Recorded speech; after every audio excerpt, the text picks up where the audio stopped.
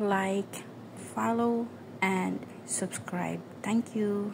Hello everyone, ipakita ko lang sa inyo kung paano kabait ang amo ko. So, panoorin natin ang video ito. Ready, get, set, go. Subscribe my YouTube channel. Thank you. Guys, magandang hapon sa inyong lahat. Ang bait talaga ni amo. Kasi ito, galing itong MGM. Ito lang in-order niya. Tinapay. Yan. MGM Macau. So, yan. Malamig kasi. Hindi siya pwedeng para ipagbukas. Or ano. Kailangan ko siyang songgabana. Ayan. With cheese. Tomato with vegetables. So, dalawa siya. So, initin ko muna siya. Ayan. Yan. Initin ko muna siya. Dito ko siya initin sa rice cooker. O diba? Walang kapantay ang bait ng amo ko. Yun nga lang, yung siya at yung anak na ay hismaan ng loob. Pero problema nila yun.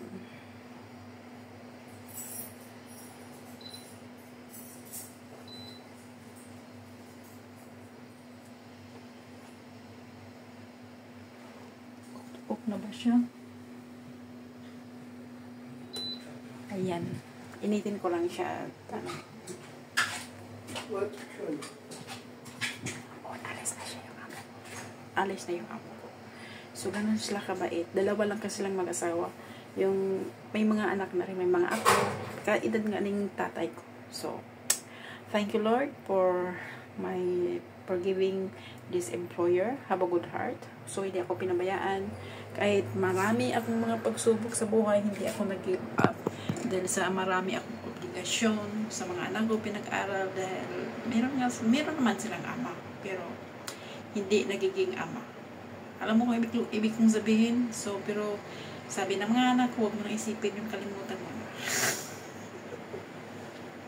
Yan, galing yan sa bunso ko kahit pakita na doon sa ano. So, okay lang.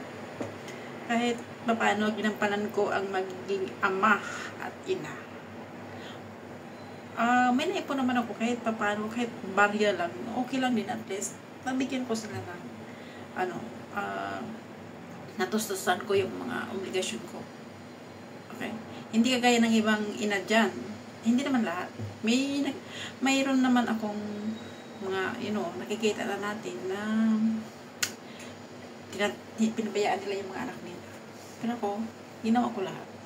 Para hindi tayo makakalimutan balang araw. Siyempre, alam naman natin saan tayo pupunta. After, diba? Kaya sa ginagawa ko ngayon sa mga magulang ko, sa ngayon ay nasa edad na sila. Kailangan natin silang suportahan. Kasi noon, sila ang ating lakas, sila ang ating gabay, nung maliit pa tayo, nung pinanganak tayo sa mundong ito.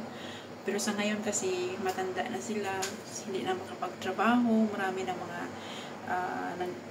mga hindi magandang alam mo na yung mga kunting sakit. Kasi ako, masakit na rin yung tuhod ko, puti na yung buhok ko, pero ito, nagtatrabaho pa rin sa awa ni Lord, okay naman ang lahat.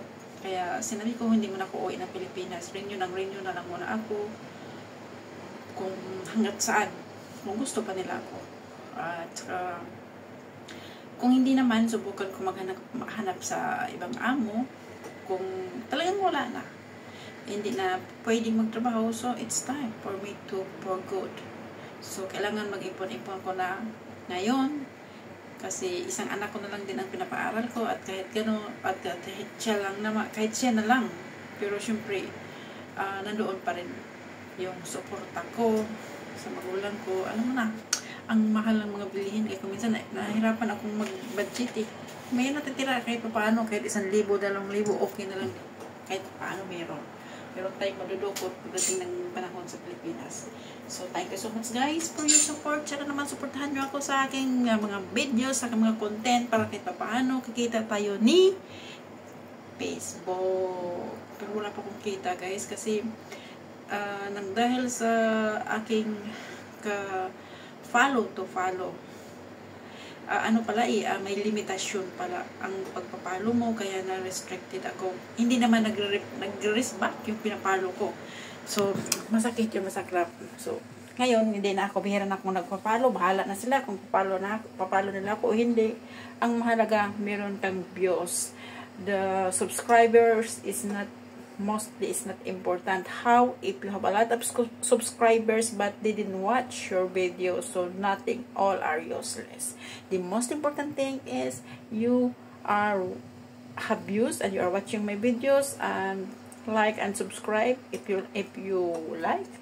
So maraming salamat guys. Mabuhay. Bye-bye. Guys, meron pa pala akong isang hindi na ipakita sa inyo. Bigay ito na yung amo ko din. Ngayon, kasama niyang dinala sa akin na kaya ito tumataba ako. Kasi lagi siyang nagdadala. Kung wala naman siyang dala, ay meron akong mga, ito tinapay siya. MGM galing pa rin ito.